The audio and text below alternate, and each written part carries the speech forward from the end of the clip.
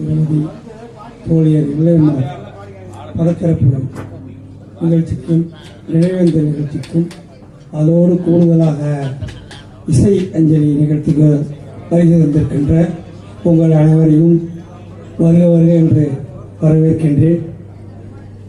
இந்த தாயாரின் படத்தை திறந்து வைத்திருக்கின்ற தலைவர்களுக்கும் மற்ற அனைத்து கட்சி நண்பர்களுக்கும் அவர்கள் குடும்பத்தாருக்கும் புரட்சிகர இளைஞர் முன்னணி உறுப்பினர்களுக்கும் என்னுடைய மாலை நேர வணக்கத்தை தெரிவித்துக் கொள்கின்றேன்.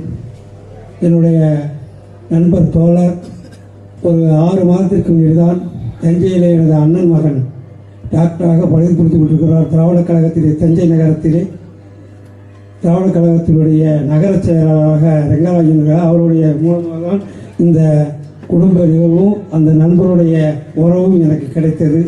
உறவு என்றால் இப்படித்தான் இருக்க வேண்டும். மிக சிறப்பாக விமான ஒரு ஏற்பாடை செய்திருக்கிறார்கள். அவர்கள் இந்த கட்சியினுடைய கம்யூனிஸ்ட் கட்சியினால் என்ன, அது எப்படி இருந்தது, எங்கள் குடும்பம் எந்த நிலையிலே இருந்தது என்று அவர்களுடைய பத்திரிகையிலே தெளிவாக சில பேர் ஒளிமறைவாக பேசுவார்கள், உள்ளொன்று வைத்து புறமொன்று பேசுவார்கள். அதுபோல இல்லாமல் நம்மளுடைய இந்த அமைப்புக்கே, அதாவது கம்யூனிஸ்டுகளும் வெண்மையாகத்தான் இருப்பார்கள் என்பதை போல அவர் எப்படியெல்லாம் மைசூரிலே பாடுபட்டார், என்னெல்லாம் செய்தார்கள் என்ற பெருமையோடு, அதோடு அவங்க குடும்பத்தை பற்றி, அவங்க அந்நிய பற்றியும் ஒரு குடும்பம் ஆவதும் பெண்ணாலே அழிவதும் பெண்ணாலே என்பார்கள். அதுபோல இந்த குடும்பம், அதாவது இந்த 95 வயதிலே அந்த அம்மா கொடுத்து வைத்திருக்கிறார். அதற்கு நான் வாழ்த்து தெரிவிப்பதல்ல, அவர்களுடைய நிகழ்ச்சியிலே கலந்து கொள்வதில் மிக பெருமைப்படுகிறேன். நான் தஞ்சை மாவட்டத்திலே உங்களுக்கு அனைவருக்கும் ஒரு தஞ்சை மாவட்டத்தில் கும்பகோணத்திலே அருகில் உள்ள கருப்பியாவூரை சேர்ந்தவர்.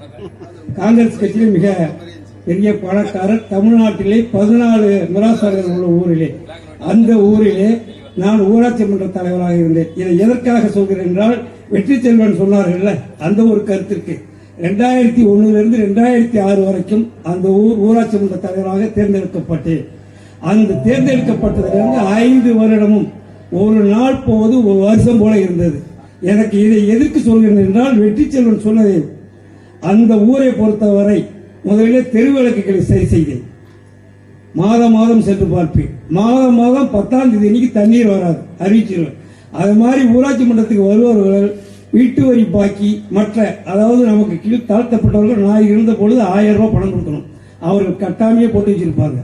முடியாது. அவர்கள்ட்ட நான் சொல்லுவோம் பக்குவமா, நீங்க வீட்டு வரி ரசீது கட்டிவிட்டு இந்த பணத்தை வாங்கி, இல்ல கொடுக்க முடியலையா இந்த பணத்தை எடுத்துட்டு போங்க.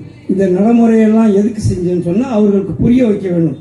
காரணம் என்னால் வேட்டியே கட்ட முடியாது, துண்டே மேலே போட முடியாது. உங்களுக்கு தெரியும் பழைய நிலைமையெல்லாம்.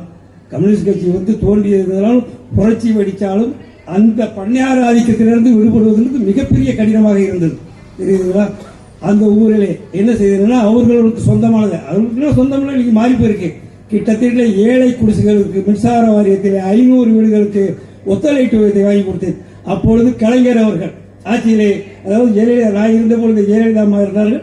அதற்கு பிற்பாடு கலைஞர் அவர்கள் முதலமைச்சராக ஆன பொழுது டிவி கொடுத்தார்கள். டிவி கொடுத்ததை அந்த ஒத்த லைட்டை 3 லைட்டாக மாற்றி கொடுத்தார்கள். அந்த பெருமை எனக்கு சேர்ந்தது. அதே மாதிரி சுடுகாட்டு பாதைகளை எடுத்து இன்றைக்கும் இந்த ரோடு போல எடுத்து இது செய்து, அதே மாதிரி 35 கிலோ அரிசி கிட்டத்தட்ட 450 பேருக்கு மேல் வாங்கி கொடுத்தேன். அந்த ஊரை பொறுத்தவரை மாடி வீட்டில் இருந்தாலும் சரி, குடிசையில இருந்தாலும் சரி, வேலைக்கு போனாலும் சரி, காரணம் எந்த சொந்தமும் கிடையாது. இருக்கிற வீடே அவங்களுக்கு சொந்தம் கிடையாது. அந்த பகுதியில் அப்படி ஒரு வாழை இருக்கின்றால் அவர்களை கேட்டுக்கிட்டு தான் வெட்டணும், அவங்கள்ட்ட தான் புத்தகம் கொடுக்கணும்.